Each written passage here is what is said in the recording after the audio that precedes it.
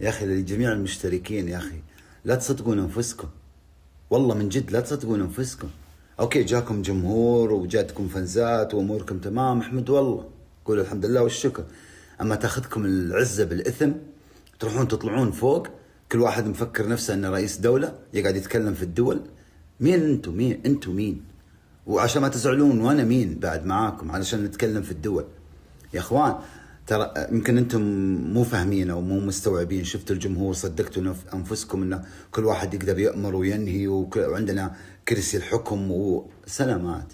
ترى احنا طالعين من برنامج، اقول لكم اياها بصراحه، من برنامج هش احبك تحبيني ويا عمري وحياتي. نجي مصدقتوا انفسكم تجون تتكلمون في الدول؟ عيب هذا الكلام، عيب. انا شوف، بالنسبه لي اي انسان يتكلم عن الدول هذا انسان مو محترم، هذا انسان مو متعلم، هذا انسان يحتاج اعاده تربيه.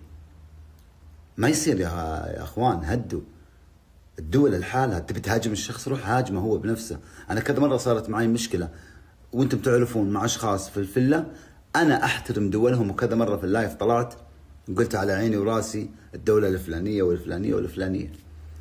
فلا تعطون انفسكم اكبر من حجمها، صراحه لا تعطون انفسكم اكبر من حجمها. هدوا شوي، انتم جاكم جمهور، صدقتوا انفسكم تقدرون تنهون وتأمرون. ما يصير هذا الكلام يا اخوان، عيب عيب هذا الكلام. تحيه واحترام وتقدير لكل الدول العربيه دون استثناء. السلام عليكم ورحمه الله.